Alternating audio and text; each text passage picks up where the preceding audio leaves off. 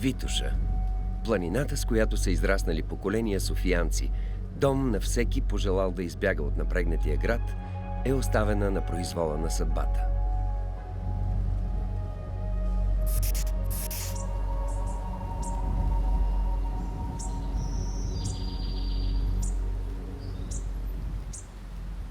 Намира се в близост до столицата и са нужни половин час с кола или час с градския транспорт, за да стигнете до Алеко и да се качите на свеж въздух в планината.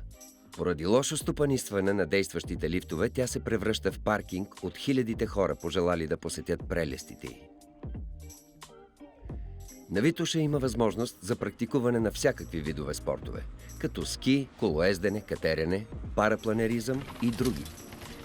Набиращият популярност летен спорт планинско колоездене се практикува основно на добре познатия ни лифт Байкръстил, който след лятото на 2018 година, за съжаление, спира работа завинаги, с обяснението, че е стар и не може да се поддържа вече. Спирането на Байкръстил възпрепятства младите хора да практикуват спортовете, които обичат, тъй като рейсовете на градския транспорт и кабинковият лифт Симеоново не позволяват превозването на колела в тях.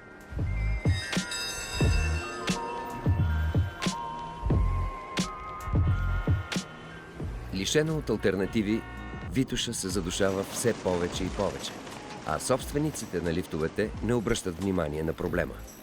Възможности за екстремно каране има и в София. Те, разбира се, не могат да се сравнят с това, което красивата ни планина предлага. За младите хора искам да кажа, нито един не каза нещо за тях.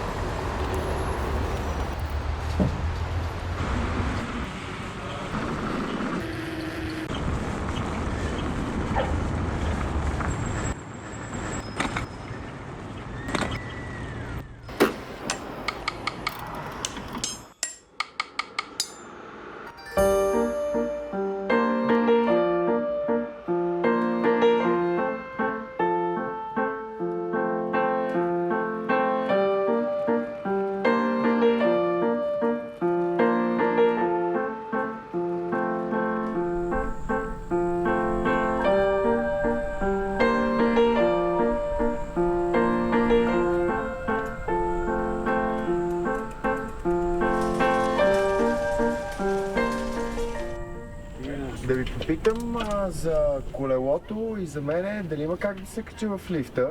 Този лифт не. В този лифт няма как. А има ли някой лифт, на който мога да се кача реално? Сега ако вие на лалето, този с чипистата, там Да. горе на междинния.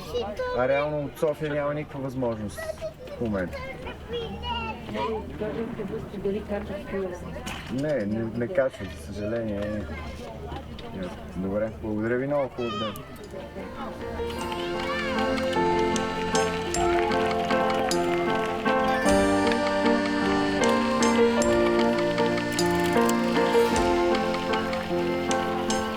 Дай някаква водичка. Обичам да спортувам в планината, най-голямата ми страст са колелата. В каска задължително си слагам и с висока скорост почвам да препускам през гората. В планината се спускам със своя велосипед. Витоша е съкровище. Витоша е сърцето на София. Витоша е нашето богатство. Аз съм Явор Пейчинов, на 26 години от София и се занимавам с планинско колоездене и по-специално спускане. Аз съм брат на Явор Пейчинов, Стоян Пейчинов, познат от повечето хора като танеца. Занимавам се от близо 10 години и аз с планинско колоездене. Предимно спускане, но в последните години някои други дисциплини поради липсата на удобен достъп до планината за колелата за спускане. За нас Витоша е едно съкровище, което не е в задния ни двор, той е пред нас, но не го използваме. Има доста варианти, които могат да подобрят достъпността на планината. И то не е само за колоездачи, това е за всички хора, които нямат автомобили в крайна сметка. 66, но мисля, че върти уикендите на половин или на един час. И има капацитет от 60 човека. Лифта имаше, не знам, 500-600 човека на час капацитет, което е доста по-различно и дава възможност много повече хора да се качат до планината и не само за колелата. Като цяло планината е обсебена от автомобили. Витоша не е парка, е паркинг в момента. Всеки един от нас обича своето колело. Всеки един от нас обича своето колело. Всеки един от нас обича своето колело. Всеки един от нас обича своето колело.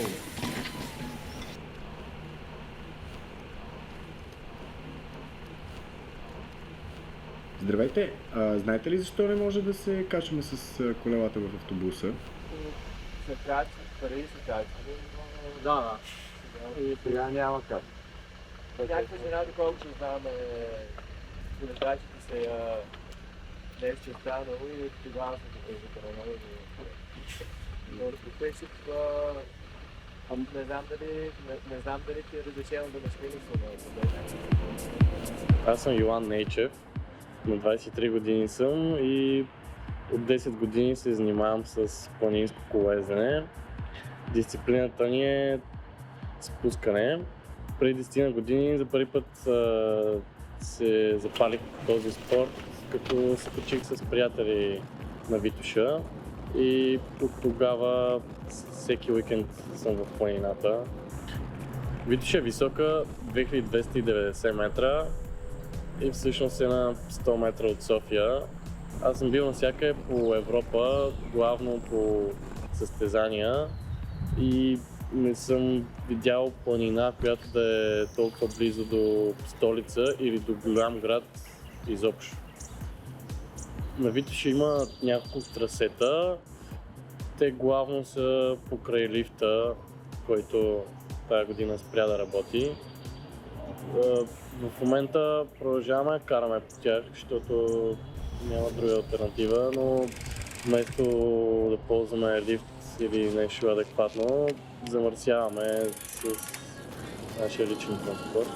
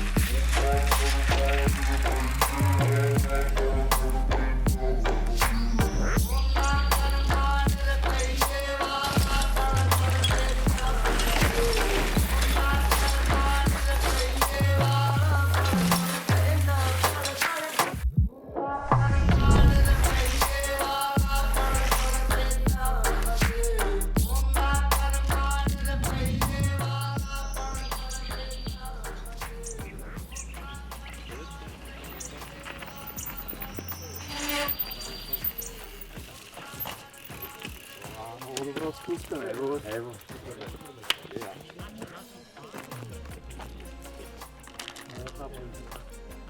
Маме! Казвай! Или си изборил? Каква? Стой, айде! Една супа киселец и един малък попкорн. Супа киселец, малък боб. Казвам се Мария Рангелова, от 12 години съм тук, на този обект. Преди това работех на долното бай Кръстю. И от 12 години с баба Тошка Сме тук, на сме поста. тук. Готвиме супи, правиме боб на фурна, салати и храниме хората, особено младите. И сме много недоволни, Че няма лифт. че няма лифт и че младите хора не могат да спортуват. Аз съм баба Тошка. На колко години съм? Нема да казвам. Сега ще Добре. имам рожден ден на 15 ноември. От 12 години съм тук, заедно с колежката, с моята етърва. Преди това сме работили на бай Кръстю, На хладилника. на хладилника сме били. Сега се стараеме да задоволяваме хората. Всичко да им е хубаво, да е пресно, с хумор, разтоварваме се, не сме И намръщени. хората. И хората. Тук се разтоварват. Гората е за разтоварване. Всички неприятности ги оставяме долу на Драгалевци на спирка. Лошото е, че през зимата лифта работеше. Сега, ако падне сняг и няма спрат шосето, автобусите, няма с какво да дойдеме. Иначе лифта ни качваше, запалиме колибата, топло, който и мине. За младите хора искам да кажа, нито един не каза нещо за тях. Безплатен автобус, например, един път в месеца. В месеца безплатно да се качат децата. Колко лева им взимат с такситата? С такси се качват. Кое дете ще даде толкова пари, значи той има желание?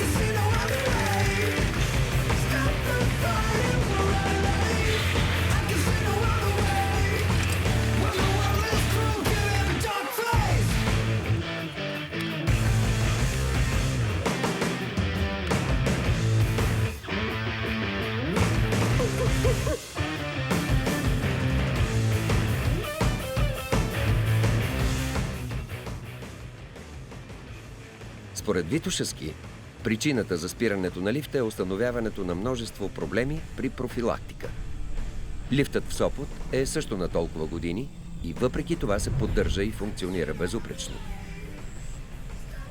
Липсата на бай Кръстю предопределя многократното използване на коли за достигане до трасетата.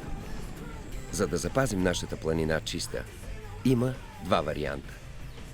Да се възстанови лифтът или градският транспорт отново да бъде достъпен за колоездачи. Изгубената Витоша. Може да бъде спасена.